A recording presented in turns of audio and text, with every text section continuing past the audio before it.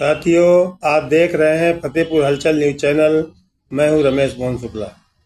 मुझे विश्वास है आप सभी स्वस्थ होंगे, सानंद होंगे और प्रसन्न होंगे।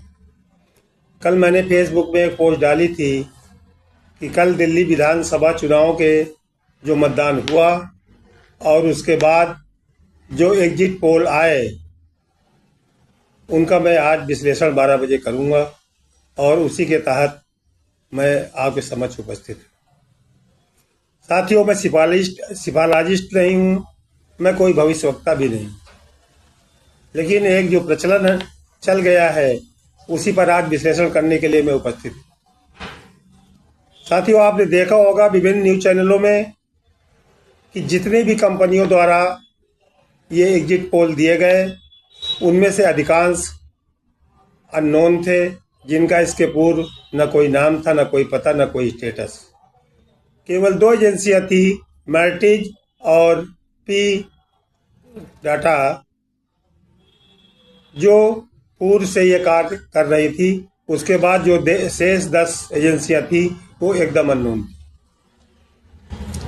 इस एग्जिट पोल की एक विशेषता और थी कि मर्टाइज और पी के अलावा किसी ने भी मत प्रतिशत का कोई उल्लेख नहीं किया।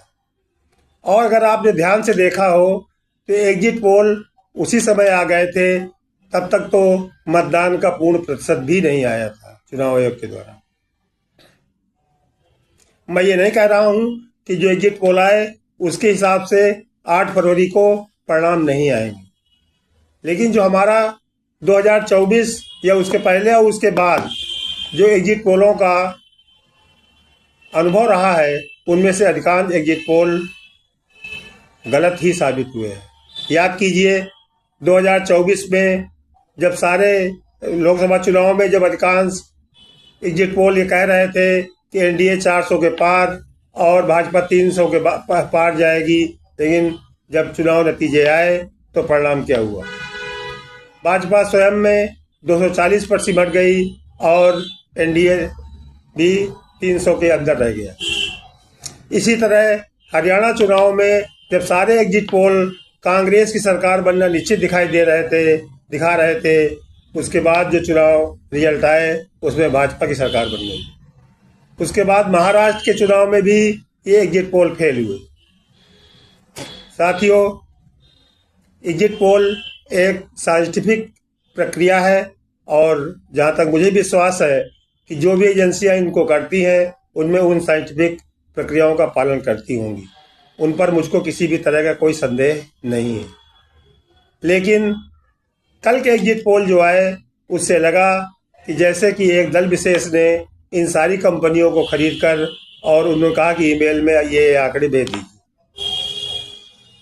मेरे जो सूत्र दिल्ली के बताते हैं, फतेहपुर हलचल की जो टीम ने दिल्ली से जो रिपोर्ट भेजी है उसके हिसाब से मैं सीटों की भविष्यवाणी तो नहीं कर सकता, लेकिन मत प्रतिशत का मैं विश्लेषण करूंगा। साथियों, 2015, 2020 और 2024 का लोकसभा चुनाव, इन सभी में लोकसभा चुनाव में तो भाजपा के पक्ष में 53% वोट होते थे और विधानसभा चुनाव में आम आदमी पार्टी को 52-53% वोट मिलते थे। यानी वो जो 9% वोटर था वो लोकसभा में तो मोदी जी को पसंद करता था, लेकिन विधानसभा में केजरीवाल को पसंद करता था। कल जो मत प्रतिशत आया और जो मेरी टीम ने मुझको विश्लेषण भेजा उसके हिसाब से आम आदमी पार्टी का लगभग 13% वोट कम हो रहा है। बजट में मीडियम वर्ग के लिए 12 लाख तक की आयकर छूट और 8वें वेतन आयोग की घोषणा से निसंदेह भाजपा को मिडिल क्लास का फायदा मिला और मिडिल क्लास उनके साथ गया।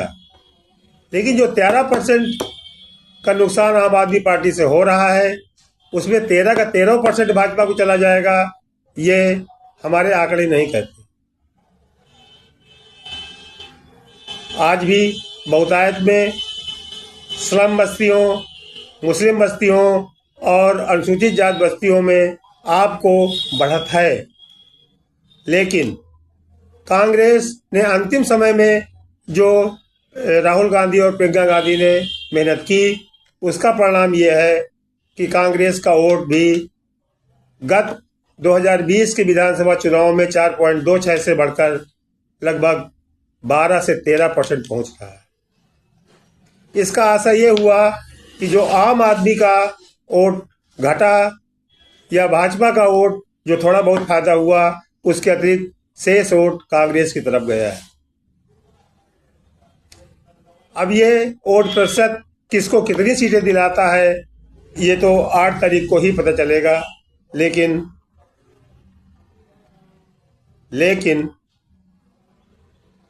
जो 11 साल की एंटी इनकम्बेंसी केजरीवाल सरकार के प्रति थी, 11 साल की मोदी की केंद्र सरकार की एंटी इनकम्बेंसी थी, वो लगभग बराबरी पर खड़े हैं।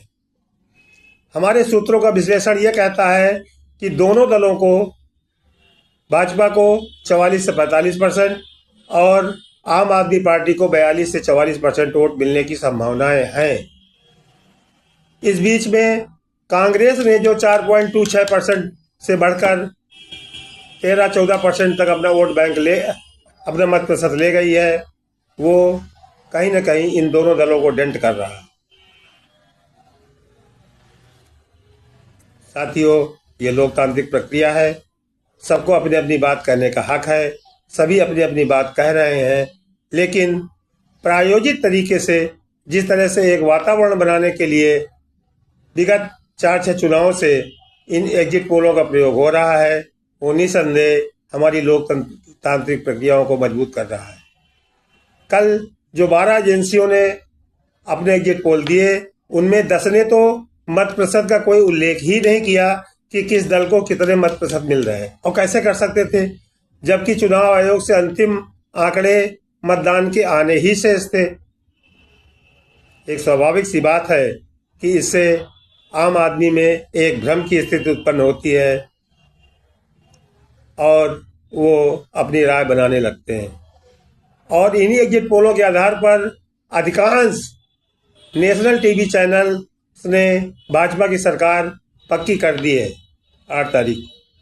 मैं ये नहीं कह रहा कि सरकार भाजपा की नहीं बन सकती, लेकिन ये टीवी चैनल के एंकर, इन टीवी चैनलों के उद्घोषक जिन्होंने विगत 3-4 चुनाव के एग्जिट पोलों के परिणाम देखे हैं, उनके आधार पर जो एक तरफा माहौल बनाया जा रहा है, निसंदेह वो दुर्भाग्यजनक है।